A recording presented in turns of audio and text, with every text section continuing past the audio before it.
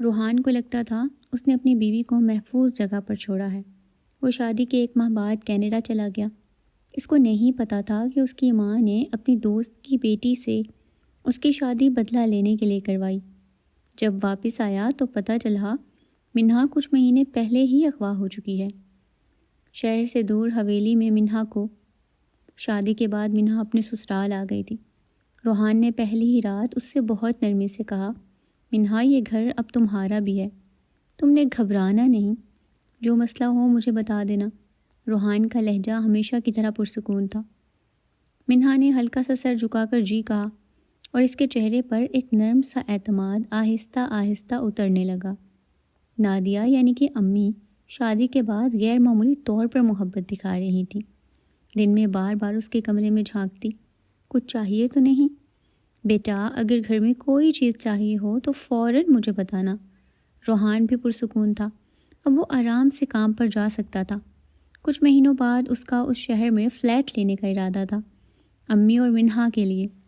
منہا کو بھی نادیہ سے بہت اپنائیت محسوس ہونے لگی۔ جب بھی اس کے گھر والے پوچھتے وہ یہی کہتی کہ آنٹی میرا بہت خیال رکھتی ہیں، مجھے یہاں کوئی مسئلہ نہیں۔ دن گزرتے گئے، منہا گھر کے کام بھی کرنے لگی، لیکن نادیہ ہر بات پر نظر رکھتی تھی۔ روحان نے جو چھٹیاں شادی کے لیے لی تھیں وہ اب ختم ہو گئی۔ جاتے وقت وہ بھی اداس تھا، مگر اس کا ارادہ جلد ہی ان دونوں کو اپنے پاس بلانے کا تھا۔ روحان کی نئی پوسٹنگ کا حکم آ گیا تھا، اسے اسلام آباد جانا تھا۔ روحان نے سامان باندھتے ہوئے منہا سے نرمی سے کہا، میں جلد واپس آ جاؤں گا، تم امی کے پاس رہو، وہ اکیلی ہو جاتی ہیں نا، انہیں بھی تمہاری ضرورت ہے اور مجھے بھی تسلی رہے گی کہ تم محفوظ ہو۔ اس نے سر ہلایا، وہ کچھ کہنا چاہتی تھی مگر زبان ساتھ نہیں دے رہی تھی۔ نادیہ کمرے کے دروازے پر کھڑی بہت مطمئن نظر آ رہی تھی۔ بالکل ٹھیک کر رہے ہو بیٹا، بہو میرے پاس ہی رہے گی اور میں اسے کبھی اکیلا نہیں رہنے دوں گی۔ اور یوں روحان مطمئن دل کے ساتھ اپنی نوکری پر دوسرے شہر روانہ ہو گیا۔ اس کے خیال میں اس نے اپنی بیوی کو سب سے محفوظ جگہ پر چھوڑا تھا۔ اس کے جانے کے بعد نادیہ کا رویہ آہستہ آہستہ بدلنے لگا۔ وہ چھوٹی چھوٹی باتوں پر منہا کو ٹوکتی، تم نے کام اتنی دیر میں کیوں کیا؟ کھانا اچھا کیوں نہیں بنا؟ تمہیں کچھ آتا بھی ہے؟ ماں نے کچھ نہیں سکھایا؟ منہا خاموش رہتی، وہ جواب نہیں دیتی تھی، صرف سر جھکا لیتی۔ شائستہ کا فون آتا تو کچھ نہ بتاتی۔ ایک دن روحان کا فون آیا، اس نے منہا کی اداسی نوٹ کر لی تو پوچھا، تم ٹھیک ہو؟ کوئی بات ہوئی ہے؟ اس نے ہلکی سی مسکراہٹ بنا کر جواب دیا، نہیں کچھ نہیں، بس تھوڑا تھک گئی ہوں شاید۔ روحان نے زیادہ زور نہیں دیا اور بات آئی گئی ہو گئی۔ پھر کچھ دنوں بعد معمول کی طرح اس نے گھر کال کی۔ نادیہ نے فون اٹھایا اور فوراً بولی، ارے روحان، منہا سو گئی ہے، اصل میں کچھ شاپنگ کرنے گئی تھی تو تھک گئی تھی، میں نے کہا آرام کرو۔ روحان ہلکا سا مسکرایا، چلو ٹھیک ہے، صبح بات کر لوں گا۔ اسے کیا معلوم تھا کہ یہ جملہ آنے والے کئی ہفتوں کی شروعات ہے۔ یہ سب کچن میں کھانا بناتی منہا نے بہت سنا اور بہت حیران ہوئی، آخر یہ سب کیوں کر رہی ہیں آنٹی؟ پھر جب روحان فون کرتا نادیہ کا جواب ایک جیسا ہوتا، بیٹا وہ امی کے گھر گئی ہے، وہ بازار کی ہے، اس کا فون خراب ہے، ابھی اٹھ کر اپنے سر میں درد بتا رہی تھی، تم کل بات کر لینا۔ روحان حیران بھی ہوتا مگر اسے اپنی ماں پر پورا بھروسہ تھا۔ اس نے کبھی نہیں سوچا تھا کہ اس کی ماں جان بوجھ کر بیوی سے اس کا رابطہ روک رہی ہے۔ وہ اپنی ساس کے سامنے کچھ بول ہی نہیں پاتی تھی۔ نادیہ اس کا فون بھی اپنے پاس رکھ چکی تھی، سب کو یہی بتایا کہ اس کا فون خراب ہے۔ نادیہ کے فون پر ہی شائستہ اور روحان سے بات کرواتی، وہ بھی کبھی کبھار۔ منہا صرف خاموش رہنے لگی، اسے سمجھ نہیں آ رہا تھا کہ اچانک اتنا سب کیوں بدل گیا ہے۔ کہتی، روحان کو کیوں فون کرنا ہے؟ وہ مصروف ہوتا ہے، پریشان نہ کیا کرو۔ کبھی جھوٹ بول دیتی، روحان نے کہا ہے اسے ڈسٹرب نہ کیا کرو۔ اس کا دل دکھتا مگر وہ کچھ کہتی ہی نہیں تھی۔ کئی ہفتے گزر گئے، روحان کو اپنی بیوی کی آواز سننے کو بھی نہیں ملی۔ وہ پوچھتا، امی میں منہا سے بات کر لوں؟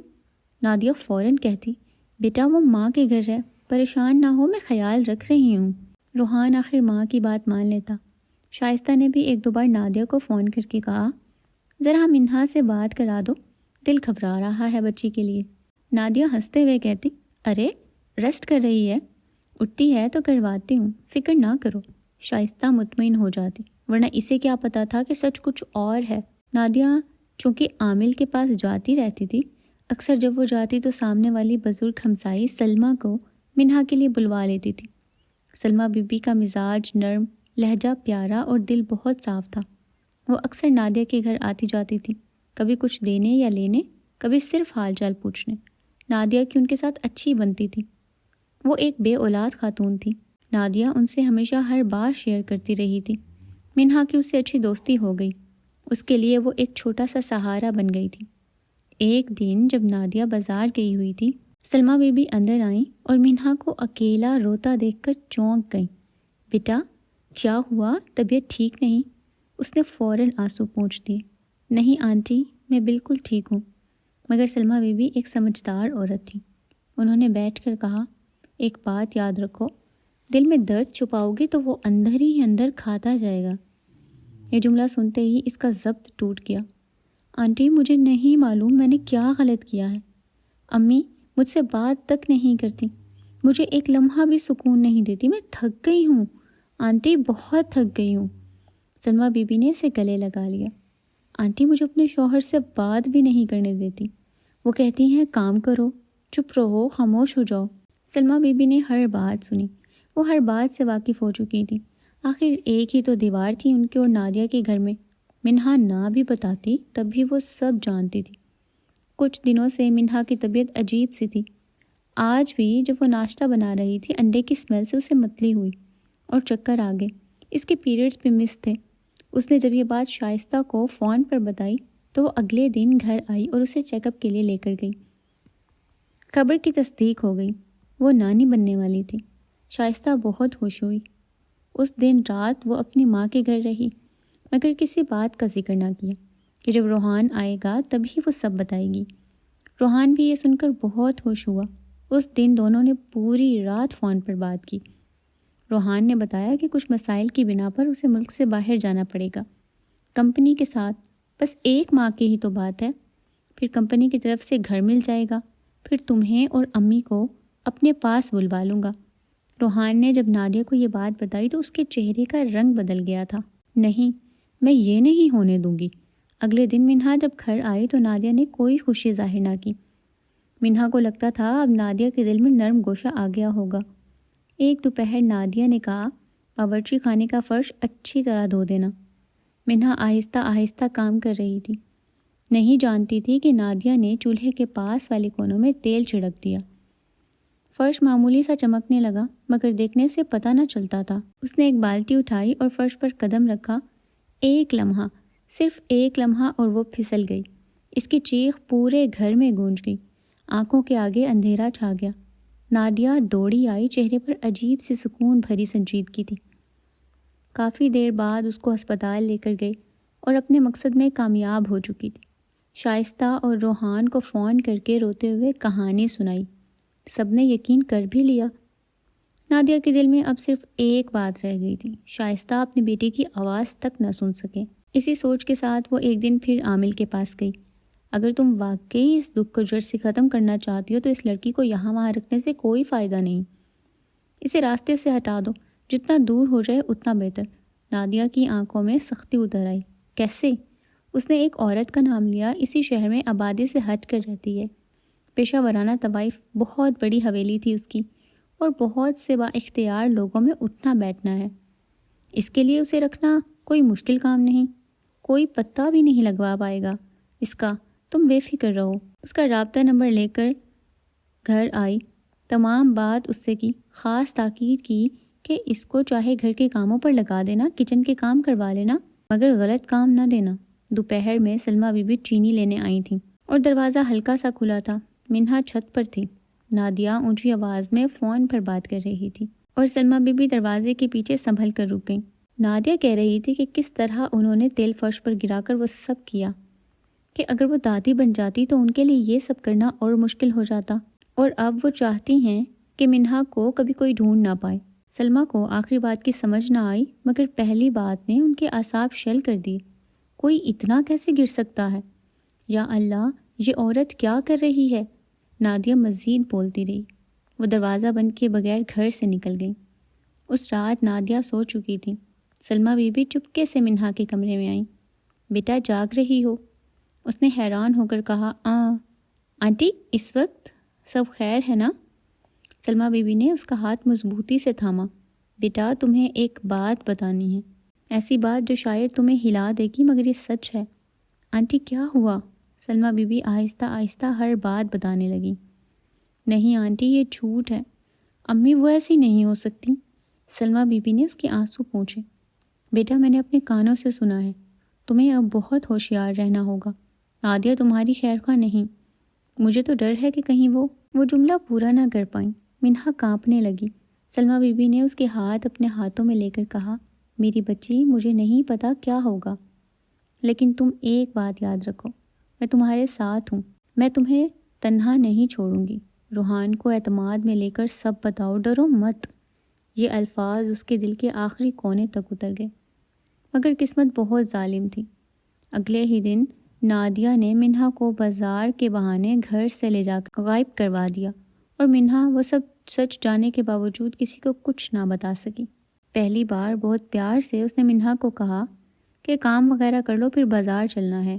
دونوں جب گھر سے تھوڑا دور سڑک پر پہنچی تو ایک سفید رنگ کی گاڑی میں سے 3 لوگ نکلے اور منہا کو گاڑی میں دھکا دے دیا۔ یہ سب لمحوں میں ہوا اور وہ گاڑی کو زن سے لے گئے۔ سب لوگ اس واقعے کے گواہ تھے۔ نادیہ گھر میں داخل ہوئی اور فوراً خود کو صوفے پر گرا کر زور زور سے رونے لگی۔ ہائے میری بچی کو لے گئے، او خدا میں کچھ نہ کر سکی۔ محلے والے سب جمع ہو گئے، سب بار بار پوچھ رہے تھے، آپ نے نمبر دیکھا؟ گاڑی کی پہچان؟ چہرے؟ کوئی نشانی؟ نادیہ ہر بار وہی جواب دیتی، میں کچھ نہیں دیکھ پائی، سب اتنی جلدی ہوا، صرف چند سیکنڈ میں لے گئے۔ محلے والوں نے یہی سچ سمجھا۔ نادیہ نے کانپتے ہاتھوں سے شائستہ کو کال کی اور پھر روحان کو۔ روحان کے لیے یہ خبر بہت بھاری تھی۔ کچھ دنوں میں وہ واپس اپنے ملک آ گیا۔ جانتا تھا ماں اکیلی ہے، کچھ نہیں کر پائے گی۔ یہاں آ کر اس نے اپنے شہر میں ہی پوسٹنگ کروا لی اور پولیس سے مدد لی۔ ہر جگہ تلاش کیا، ہسپتال، دارالامان، غرض یہ کہ سرد خانہ بھی نہ چھوڑا۔ اس کے تڑپتے دل کو کسی صورت بھی قرار نہیں آ رہا تھا۔ صبح آفس کے لیے نکل جاتا، واپس آ کر گھر سے منہا کی تلاش میں نکلتا اور رات گئے لوٹتا۔ اسے تو کھانا پینا بھی بھول چکا تھا۔ آج بھی وہ صوفہ پر بیٹھا تھا، سر ہاتھوں میں گرائے کہ سلمیٰ بی بی آئیں۔ انہوں نے پوچھا نادیہ کہاں ہے؟ تو پتہ چلا کہ گھر کا راشن ختم ہے، وہ لینے گئی ہیں۔ ان کو یہی صحیح موقع لگا۔ روحان بہت عزت کرتا تھا ان کی۔ وہ بولی، بیٹا مجھے کافی وقت سے تم سے ایک بات کرنی ہے، میری بات تحمل سے سننا اور پھر تحقیق بھی کرنا۔ جی کہیں بوا، کیا بات ہے؟ روحان حیرانی سے بولا۔ پھر انہوں نے نادیہ کا منہا سے کیا جانے والا سلوک الف سے یہ تک سب بتا دیا، ساتھ میں خوشخبری ملنا، پھر وہ کچن والا حادثہ۔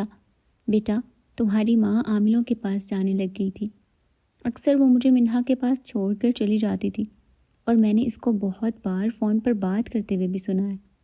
اب تم پتہ کروا لو منہا بیٹی کے بارے میں، وہ جانتے ہیں۔ روحان کچھ بول نہ سکا۔ اس کے جانے کے بعد اس کی بیوی کے ساتھ یہ سب ہوتا رہا، مگر کیوں؟ آخر امی ایسے کیوں کریں گی؟ وہ تو شائستہ آنٹی کو بچپن سے جانتی ہیں نا، اور منہا کو تو وہ اپنی مرضی سے بہو بنا کر لائی ہیں، پھر یہ کیوں؟ سلمیٰ بھی مسکرائیں۔ یہی تو مسئلہ ہے بیٹا کہ وہ شائستہ کو بچپن سے جانتی ہیں۔ اگر یہ سب نہ ہوتا تو میں کبھی اس راز سے پردہ نہ اٹھاتی۔ پھر انہوں نے بتایا کہ نادیہ اور شائستہ دونوں بہت اچھی سہیلیاں تھیں، بچپن سے ایک دوسرے کے دکھ سکھ کی ساتھی۔ نادیہ سیدھی سادی اور شریف مزاج کی لڑکی تھی، جبکہ شائستہ ہنس مکھ اور خوش دل۔ اصل میں نادیہ کے والد کی اتنی آمدنی نہیں تھی، بس گزر بسر اچھے سے ہو جاتا تھا۔ سفید پوش لوگ تھے، اور شائستہ کے والد کا اپنا کاروبار تھا۔ شائستہ کا ننہال بھی ساتھ ہی تھا، ایک ہی گلی میں، اور اس کے ماموں کا اکلوتا بیٹا اسد ان سے چند سال بڑا تھا۔ اس کے ماموں بھی اپنا کاروبار کرتے تھے۔ ایک ہی گلی میں ہونے کے ناطے ساتھ کھیل کے وہ تینوں بڑے ہوئے، اور نادیہ اسد کو پسند کرنے لگی، چونکہ اسد پڑھائی میں اچھا اور ان کا سینئر ہونے کے ناطے دونوں کی اسٹڈی میں مدد کر دیا کرتا تھا۔ جب نادیہ اور شائستہ گریجویشن کر کے فارغ ہوئیں تو اسد کی دادی نے نادیہ کو اسد کے لیے مانگ لیا، جس پر اسد اور اس کی ماں دونوں کا اعتراض تھا۔ اسد کی ماں کو شائستہ پسند تھی۔ ایک تو وہ اس کی نند کی بیٹی تھی جن سے ان کی بہت اچھی دوستی تھی، دوسرا شائستہ جیسی خوبصورت بہو ہی وہ اپنے گھر لانا چاہتی تھیں۔ پھر اپنی ساس کے سامنے ان کی ایک نہ چلی اور منگنی ہو گئی۔ نادیہ بہت زیادہ خوش تھی۔ اسے بن مانگے وہ عطا کیا تھا رب نے جو اس کے دل میں بستا تھا۔ منگنی والے دن نادیہ نے اپنی دوست کو دل کی بات بتائی تو شائستہ بہت خوش تھی۔ نادیہ کو اپنے منگیتر سے ملنے کی اجازت نہیں دی، اس لیے وہ کبھی کوئی چیز دینی ہوتی یا پیغام دینا ہوتا تو شائستہ سے کہہ دیتی۔ شائستہ ہمیشہ مسکرا کر کہتی، فکر نہ کرو، میں پہنچا دوں گی۔ وہ سچ میں نادیہ کی مدد کر دیتی تھی۔ بس حالات کچھ ایسے تھے کہ شائستہ کا آنا جانا اسد کے گھر زیادہ ہو گیا۔ پھر یوں ہونے لگا کہ نادیہ اسد کے لیے تحفے شائستہ کے ذریعے بھجواتی۔ اسد کے نزدیک ان تحفوں کی کوئی اہمیت نہیں تھی۔ شائستہ جب خط کے جواب لے کر جاتی تو اسد اس کو دیکھتا اور وہ اس کے لیے وہ جملے لکھتا۔ بالآخر ایک دن اسد نے اپنی محبت کا اظہار شائستہ سے کر ہی دیا۔ ایک دن اسد گھر پر موجود تھا جب شائستہ وہاں گئی۔ اسد نے بہت سیدھے لفظوں میں کہا۔ شائستہ یہ سن کر گھبرا گئی کیونکہ اسے فوراً نادیہ یاد آئی۔ وہ ڈر گئی کہ کہیں نادیہ سوچ نہ لے کہ شائستہ نے اس کی جگہ لے لی ہے۔ اسی شام شائستہ نے اسد سے فون پر کہا، اسد، میں نادیہ کے دل کو ٹھیس نہیں پہنچا سکتی۔ وہ سمجھے گی کہ میں نے اس کا حق چھین لیا۔ میں یہ رشتہ قبول نہیں کر سکتی۔ اسد نے خاموشی کے بعد کہا، شائستہ، نادیہ اور میرا رشتہ صرف نام کا ہے، میرا دل اس کے ساتھ نہیں۔ اگر میں اسے شادی کر بھی لوں نا تو وہ کبھی خوش نہیں رہے گی۔ شاید اسے کوئی ایسا شخص مل جائے جو اسے سچ میں چاہے، اور میں اسے وہ محبت نہیں دے سکتا جو ایک بیوی کو ملنی چاہیے۔ اور میں تم سے آج سے نہیں، بہت پہلے سے چاہتا ہوں۔ میں نے امی کو بھی تمہارے بارے میں بتایا ہوا ہے۔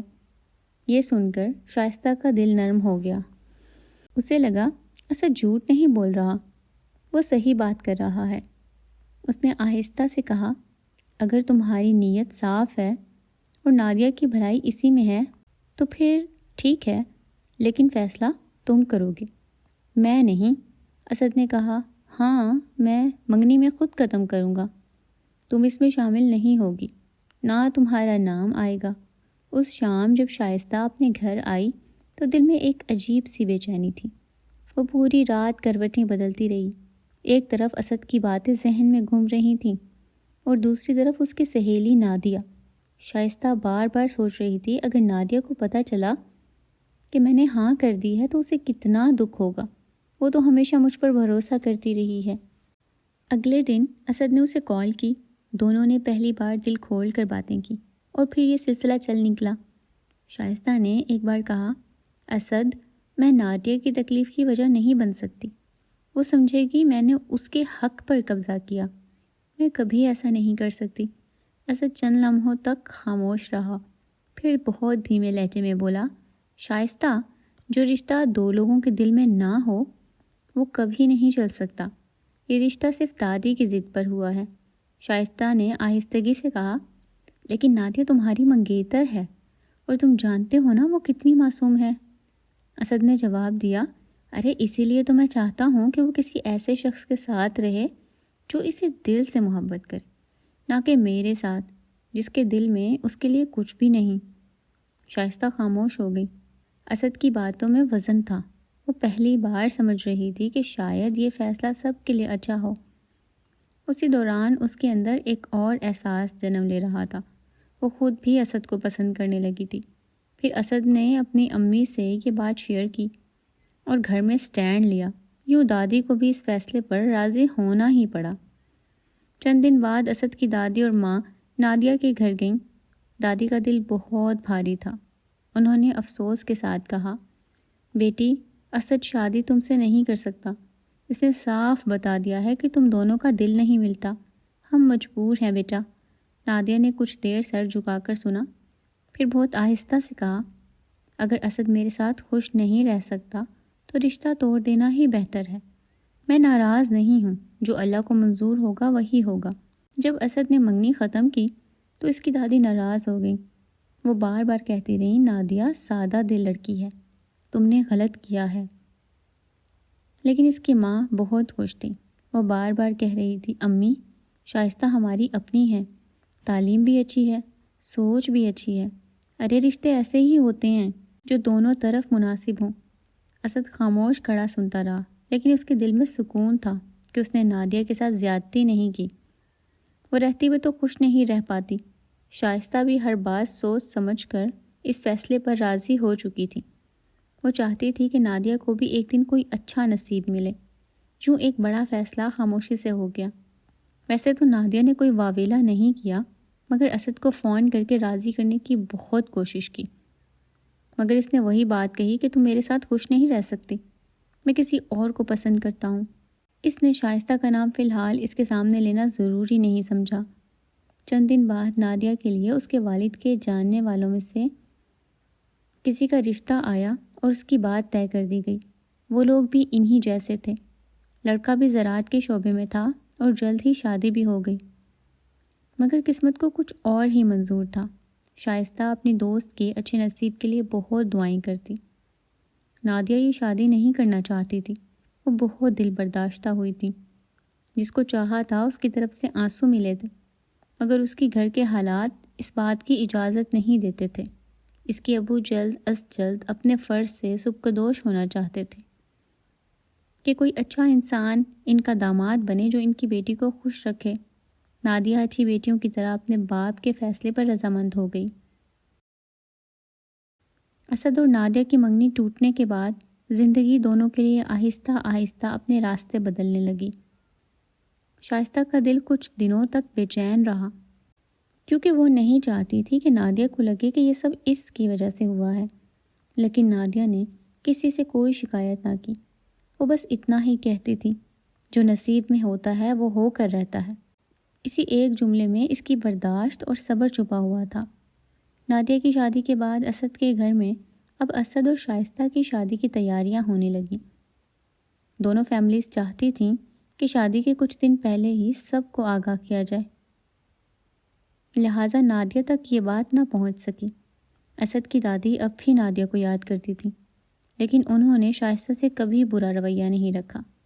وہ کہتی تھیں، بیٹا ساری بات نصیب کی ہوتی ہے، تم دل صاف رکھو، میں ناراض نہیں ہوں۔ شائستہ دادی کی بات سن کر انہیں اور احترام دینے لگی۔ اسد اور شائستہ دونوں ہی اپنی زندگی کے لیے بہت خوش تھے۔ شائستہ فون پر نادیہ سے بات کرتی رہتی تھی۔ وہ کامران کے ساتھ بہت خوش تھی۔ کامران عزت دینے والا انسان تھا۔ وہ نادیہ کی ہر خواہش کو پورا کرتا تھا۔ شائستہ اب مطمئن تھی۔ اسد اور شائستہ کی شادی بہت سادگی سے ہوئی۔ دونوں کے گھر والوں نے کسی بھی طرح کی بدمزگی سے بچنے کے لیے شادی کے کچھ دن پہلے ہی سب کو دعوت نامہ دیا تھا۔ گھر میں کوئی شور شرابہ نہیں ہوا، صرف خاندان والوں کی دعائیں اور چند قریبی لوگ جمع ہوئے۔ شائستہ کے دل میں تھوڑی سی گھبراہٹ ضرور تھی، لیکن اسد کا اعتماد اور اس کی مہربان طبیعت اسے سہارا دیتی رہی۔ شادی کے دن دادی نے شائستہ کا ہاتھ اپنے ہاتھ میں لیا اور پیار سے کہا، بیٹا تم نے ہمارے گھر میں خوشی لے کر آنا ہے، دل صاف رکھنا، بس یہی رشتہ مضبوط کرتا ہے۔ شائستہ نے احترام سے سر جھکا دیا۔ وہ دادی کی بات دل سے سن گئی تھی۔ شادی کے بعد شائستہ اور اسد کی زندگی پرسکون رفتار سے چلنے لگی۔ ان کی انڈرسٹینڈنگ پہلے سے زیادہ اچھی ہو گئی۔ ایک بار جب نادیہ میکے گئی تو اس کے علم میں اس کے دوست کی شادی کی بات آئی اور یہ اس کے لیے بہت بڑا دھچکا ثابت ہوئی۔ وہی ہوا جس کا ڈر تھا، یعنی کہ اس نے یہی سمجھا کہ شائستہ نے یہ سب کیا ہے۔ جب شائستہ کو معلوم ہوا کہ اس کی دوست آئی ہوئی ہے اور وہ اس سے ملنے کے لیے گئی تو دونوں میں بہت تکرار ہوئی۔ شائستہ نے اسے بہت سمجھایا، بہت وضاحتیں دیں، مگر نادیہ کچھ بھی سننے کو تیار نہیں تھی۔ دونوں کی دوستی میں پہلی بار دراڑ آئی۔ وہ روتے ہوئے گھر آئی۔ اسد پریشان ہو گیا۔ کیا ہوا؟ کسی نے کچھ کہا ہے؟ اسد، میں نے آپ کو کہا تھا نا کہ وہ مجھے غلط سمجھے گی۔ اب وہ مجھ سے خفا ہو گئی ہے۔ میں کیسے سمجھاؤں اس کو؟ اسے کچھ وقت دو، وہ ٹھیک ہو جائے گی، تم ٹینشن نہ لو۔ پھر کافی دن گزر گئے، نہ شائستہ نے کال کی نہ اس کی آئی۔ کچھ دنوں بعد شائستہ امید سے تھی۔ دوسری طرف نادیہ نے جب سے یہ سب سنا، اس کا کسی کام میں دل نہیں لگتا تھا، ایک خالی پن سا رہتا تھا۔ کامران سے بھی اچھے سے بات نہیں کرتی تھی، نہ کام میں دل لگتا تھا، نادیہ نئے مہمان کی آمد کا سن کر بھی خوش نہیں ہوئی۔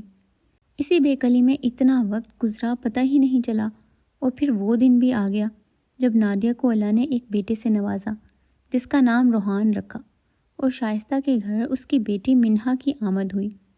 کچھ عرصے بعد کامران کی اپنے ٹھیکیدار سے کسی بات پر بحث ہوئی جس کے نتیجے میں اس نے اسے کام سے نکال دیا۔ ان کے لیے یہ ایک بہت بڑا مسئلہ تھا کیونکہ کامران کا کوئی اور ذریعہ معاش نہیں تھا، مگر اس نے پھر بھی ہمت نہ ہاری۔ جہاں کہیں کام ملتا وہ ضرور جاتا۔ نادیہ کا رویہ سرد تھا، کامران کی سمجھ سے باہر تھا۔ اس کی امی نے اسے سلائی کڑھائی میں کافی ٹریننگ دی تھی، اور نادیہ کے ہاتھ میں صفائی بھی تھی۔ اب تو روحان بھی 1 سال کا ہو چکا تھا، تو اس نے محلے میں کپڑے سینے شروع کر دیے۔ ہاتھ میں صفائی ہونے کی وجہ سے اس کے پاس کافی آرڈرز آنے لگے۔ یوں گھر کا راشن نادیہ کی بدولت آنے لگا، مگر دونوں کے درمیان سرد مہری وقت کے ساتھ بڑھتی چلی گئی۔ پھر ایک دن کامران نہ رہا۔ یہ غم نادیہ کو مضبوط کر گیا، مگر اس کو ایک چیز پر ابھی بھی صبر نہ آیا، اور وہ تھی اسد کی شادی۔ جب انسان خدا کے فیصلوں پر صبر نہ کرے تو پھر اس کا دماغ انتقام کا سوچنے لگ جاتا ہے۔ وہی اس کے ساتھ بھی ہوا۔ جب جب وہ شائستہ کو خوش دیکھتی اسے پھر سے غصہ آنے لگتا۔ روحان بچپن سے ہی محنتی اور پڑھائی میں اچھا تھا۔ نادیہ اسے کہتی، بیٹا محنت کرو، مگر اپنی صحت کا خیال رکھنا بھی ضروری ہے بیٹا۔ لیکن روحان کے دل میں صرف ایک ہی خواہش تھی، میں اپنی ماں کی زندگی آسان بناؤں گا۔ وہ ہر امتحان میں اچھے نمبر لاتا، ہر استاد اسے دعائیں دیتا، اور سب حیران ہوتے کہ اتنے کم وسائل میں یہ لڑکا اتنی محنت کیسے کر لیتا ہے۔ وقت گزر گیا، اور کئی برس بعد جب وہ دن آیا جب روحان نے نہ صرف ماسٹرز میں یونیورسٹی میں ٹاپ کیا بلکہ ایک اچھی ملٹی نیشنل کمپنی میں نوکری بھی حاصل کر لی۔ جس دن رزلٹ آیا نادیہ کی آنکھوں سے آنسو بہہ نکلے۔ اس کے بعد زندگی نے نادیہ کے گھر کا رخ بدل دیا۔ روحان کی ٹریننگ مکمل ہوئی، پوسٹنگ ملی، اور وہ دوسرے شہر چلا گیا۔ اب نادیہ اکیلی ہونے کی وجہ سے اکثر اپنے میکے چلی جاتی۔ وہاں محلے کی ایک شادی میں اس کا سامنا شائستہ سے ہوا تو وہ بہت اچھے سے ملی، اور پہلی بار اس نے اس کی بیٹی کو دیکھا جو ہو بہو اپنی ماں کی کاپی لگی۔ کوئی دیکھے تو نظر ہٹانا بھول جائے۔ نادیہ کا دماغ تیزی سے سوچنے لگا۔ وہ سب کے سامنے تو خوش رہتی، لیکن اندر سے وہ اب بھی وہی پرانی نادیہ تھی جو شائستہ کو دل سے کبھی معاف نہیں کر پائی تھی۔ جو بھی خاندان میں کوئی پروگرام ہوتا اور شائستہ وہاں ہوتی تو وہ پیار سے نادیہ کو گلے لگاتی، اس سے پوچھتی، کیسی ہو، ٹھیک ہو نا؟ شائستہ میں اب بھی وہی نرمی تھی، وہی خلوص، وہی محبت جو کالج کے زمانے میں تھی۔ لیکن نادیہ کے دل میں سب کچھ ویسا نہیں تھا۔ وہ جب بھی شائستہ اور اسد کو ساتھ دیکھتی اس کے دل میں ایک پرانی ٹیس اٹھتی۔ نادیہ نے آج تک یہ حقیقت قبول نہیں کی تھی۔ محفل میں وہ مسکرا کر سب سے بات کرتی، شائستہ کو بھی پیار سے جواب دیتی، لیکن جیسے ہی گھر واپس آتی چہرے کی مسکراہٹ خود بخود ختم ہو جاتی۔ اسے لگتا تھا میری جگہ وہ لے کر بیٹھ گئی، جو خوشیاں مجھے ملنے چاہیے تھیں وہ اسے مل گئیں۔ شائستہ تو اس بات سے پوری طرح بے خبر تھی۔ وہ ہر تقریب میں نادیہ کے ساتھ بیٹھتی، اس کے ساتھ کھانا کھاتی، اور وہ اکثر ہنستے ہوئے کہتی، ہم دونوں کی دوستی کبھی ختم نہیں ہوگی۔ لیکن نادیہ یہ سب سنتے ہوئے اپنی آنکھیں دوسری طرف کر لیتی۔ لیکن وہ اپنا مقصد اچھی طرح سمجھتی تھی۔ اسے معلوم تھا کہ اگر اسے بدلہ پورا کرنا ہے تو پہلے دوستی بنانی ہوگی، اور وہ یہی کر رہی تھی۔ روحان جب بھی چھٹیوں میں آتا تو اپنی ماں کے ساتھ شائستہ کے گھر جاتا۔ وہ بیٹھ کر ان کی خیریت پوچھتا، چیزیں اٹھانے میں مدد کرتا، اور ہمیشہ نرم لہجے میں بات کرتا۔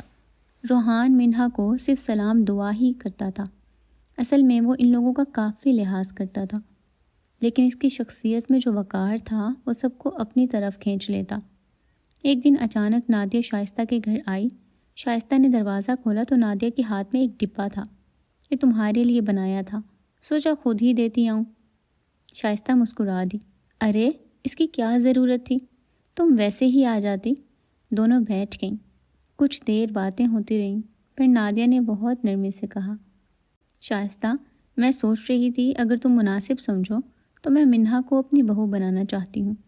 میرے روحان کو تو تم جانتی ہی ہو، تمہاری آنکھوں کے سامنے ہی بڑا ہوا ہے، اور میں تو تمہاری بچپن کی دوست ہوں۔ باقی تم جیسے مناسب سمجھو۔ شائستہ حیران رہ گئی، لیکن حیرانی خوشی میں بدل گئی۔ ارے نادیہ، روحان تو بہت اچھا لڑکا ہے، میں اسد اور مامی سے مشورہ کر کے تمہیں بتاتی ہوں۔ نادیہ چہرے پر مصنوعی مسکراہٹ لے آئی۔ ہاں ضرور، مگر مجھے جواب مثبت چاہیے، لاڈ سے بولی۔ چند دنوں میں بات بڑوں تک پہنچی اور دونوں خاندانوں نے رشتہ پکا کر دیا۔ اس دن نادیہ اور شائستہ نے گھنٹوں فون پر بات کی۔ شائستہ نے کہا، نادیہ تم نے بہت اچھا سوچا، مجھے خوشی ہے کہ ہم پھر ایک خاندان بن رہے ہیں۔ نادیہ نے نرمی سے جواب دیا، میں چاہتی ہوں منہا بہت خوش رہے، میرا بیٹا بھی اچھا ہے، تم فکر نہ کرو۔ شادی سادگی سے ہوئی، شائستہ کی آنکھیں نم ہو گئی تھیں۔ دادی بار بار سر پر ہاتھ پھیر کر دعائیں دے رہی تھیں۔ نادیہ سب کے درمیان مسکراتی ہوئی پھر رہی تھی، لیکن اس کے اندر کچھ اور ہی چل رہا تھا۔ شادی کے بعد شائستہ اور نادیہ کی دوستی اور بھی بڑھ گئی۔ سلمیٰ بوا کی بات سننے کے بعد اس نے نادیہ سے کچھ نہ پوچھا، بلکہ ثبوت اکٹھے کرنے کی ٹھان لی۔ شام کو جب نادیہ کھانا بنا کر فارغ ہوئی تو وہ بولا، امی اپنا فون دیں، مجھے کال کرنی ہے، میرا بیلنس اچانک ہی ختم ہو گیا ہے۔ فون کا سن کر نادیہ کے چہرے کا رنگ اڑ گیا، اور یہ بات روحان نے بخوبی نوٹ کی۔ میرا بھی بیلنس نہیں ہے، کل ہی تو ختم ہوا تھا، بوکھلا کر وہ بولی۔ نادیہ کے سونے کے بعد اس نے فون اٹھایا اور کال لوگ چیک کیا۔ 2 نمبروں پر مسلسل بات کی ہوئی تھی۔ اس نے وہ دونوں نمبر نوٹ کیے اور پھر میسیجز بھی دیکھے۔ آدھی باتوں کی تصدیق وہاں سے ہو گئی، باقی کی پولیس نے جب انویسٹیگیشن کی تو سب کچھ سامنے آ گیا۔ یوں 2 دنوں کے اندر اندر روحان نے جو سچ جانا اس نے اسے اندر سے توڑ دیا۔ پولیس کی مدد سے وہ اس مقام پر پہنچے جہاں منہا تھی۔ حویلی میں جب وہ لوگ داخل ہوئے اور منہا کو تلاش کیا تو کمرے کے کونے میں ایک کمزور سی، لرزتی ہوئی زخمی سی لڑکی بیٹھی تھی، بال بکھرے ہوئے، آنکھیں بجھی ہوئی۔ جیسے ہی روحان اندر آیا، منہا نے نظر اٹھا کر دیکھا تو روحان کے قدم رک گئے۔ وہ دوڑا اور منہا کو اپنی باہوں میں بھر لیا۔ منہا، میری روح، مجھے معاف کر دو، میں بہت دیر سے آیا ہوں۔ وہ بس روتی رہی۔ مجھے لگا آپ مجھے کبھی نہیں ڈھونڈ پاؤ گے، جب تک میں زندہ ہوں کوئی تمہیں مجھ سے دور نہیں کر سکتا۔ پولیس نے عورت کو گرفتار کر لیا۔ اگلے دن 2 لیڈی کانسٹیبل نادیہ کے گھر آئیں۔ انسپکٹر نے سیدھا سوال کیا، کیا آپ نے لڑکی کو گھر سے باہر لے جا کر اغوا کروایا تھا؟ نادیہ کانپ گئی، نہیں، میں نے کچھ نہیں کیا۔ اس نے نادیہ کی اپنی کال ریکارڈنگ چلا دی۔ نادیہ کا دل ایک دم رک سا گیا۔ یہ سب جھوٹ ہے، یہ آواز میری نہیں، میں نے کچھ نہیں کیا۔ پھر انہوں نے دوسرا ثبوت رکھ دیا، نادیہ کے کال لاگ، اس کی اس دن کی لوکیشن، مارکیٹ جانے والے دن، اس گاڑی کی CCTV اور پہلی گواہ سلمیٰ بی بی۔ نادیہ کے ماتھے پر پسینہ آ گیا۔ انسپکٹر نے سیدھا کہا، آپ کے خلاف سخت کارروائی بنتی ہے۔ اصل میں ان کو نادیہ سے پوچھ گچھ کرنے کے لیے بھی روحان نے ہی کہا تھا، تاکہ اسے اپنے کیے پر کچھ تو ندامت ہو۔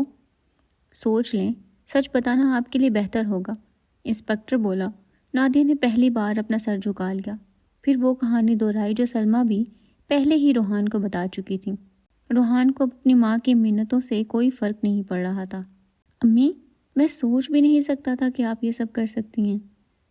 ارے اس کا نہیں تو میرا ہی خیال کر لیتی۔ منہا شائستہ کی بیٹی ہونے کے ساتھ ساتھ آپ کی بیٹی کی عزت بھی ہے۔ آپ کو مسئلہ شائستہ آنٹی سے ہے نا؟ تو منہا کے ساتھ یہ سب کیوں؟ اور اگر آپ نے یہ سب کرنا ہی تھا تو شادی کیوں کی میری وہاں؟ اس دن پہلی بار نادیہ کا سر جھکا ہوا تھا۔ اس کی ہمت نہیں بن رہی تھی کہ وہ کچھ بول سکے۔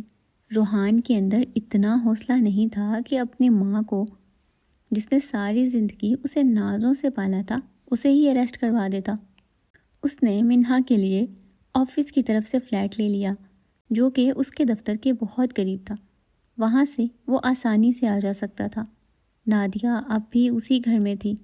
وہ دوبارہ اس پر یقین نہیں کر سکتا تھا جس نے پوری زندگی بدلے کی آگ میں گزار دی۔ وہ خود ہر دوسرے دن چکر لگا لیتا تھا۔ اس نے ایک میڈ کا انتظام بھی کر دیا تھا۔ یہی سزا نادیہ کے لیے کافی تھی کہ اب وہ اکیلی رہے۔ حسد چاہے جس طرح کا بھی ہو، بہت بری چیز ہے۔